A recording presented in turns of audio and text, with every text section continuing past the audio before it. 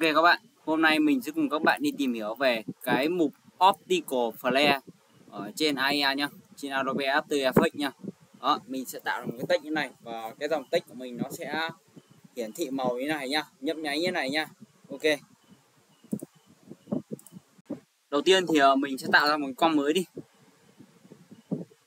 Ok, ở đây thì mình nghĩ chắc chỉ tầm độ khoảng 10 giây thôi. Không. 15 giây. Sau khi mình tạo ra cái con mới này đi.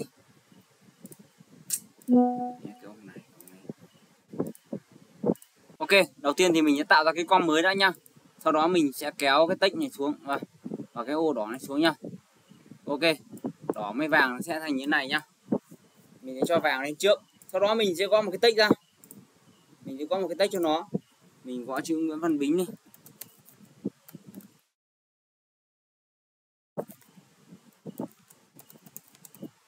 Ok. Sau đó mình di chuyển cái text này ra đây. Đó. Trong text này, trong image này mình sẽ chọn theo text nha. Đó thì lập tức là mình sẽ có được như theo hình nhá. Mình sẽ có được một cái hình dạng nó sẽ như này. Được chưa? Mình sẽ phóng to này lên. Mình mình phóng to này lên. Ok. Hiện tại bây giờ ok là tạm thời đến đây nhá. Ok. Tiếp theo nữa là chúng ta sẽ cho hai cái này vào thành một com nha. Ctrl+C, được chưa? Mình sau khi mình cho vào một com ấy thì mình sẽ vào cái ứng dụng Drop Shadow cho nó, được chưa? Mình sẽ kéo xuống, được chưa? Mình sẽ kéo nó vào đây. Được chưa? Mọi người sẽ cho mình cái chỉ số này đi. Một cái này khoảng cách là 12, còn cái độ dày là 37 nhá. Rồi, ok, 12. Cái này mình cho lên 37 đi. Ok.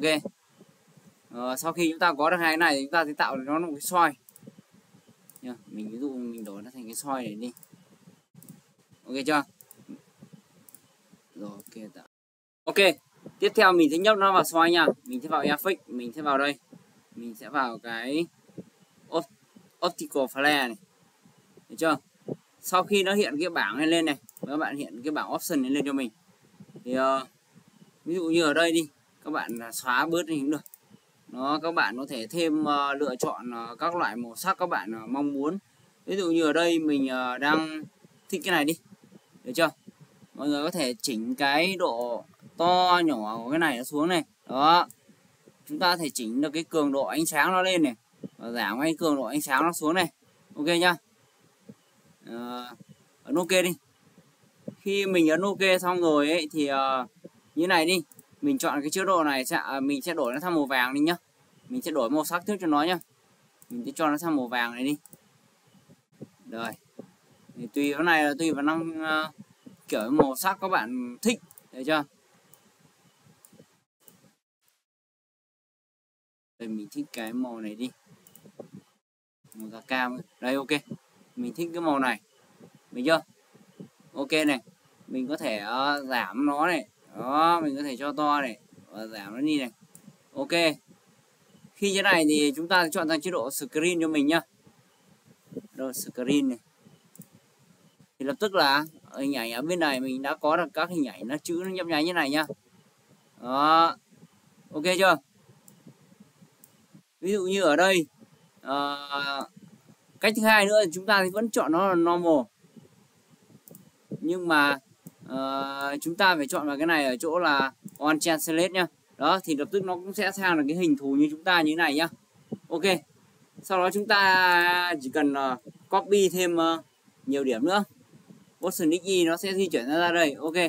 Khi đấy thì mình lần lượt sẽ có được các xoay nó ở vị trí như này.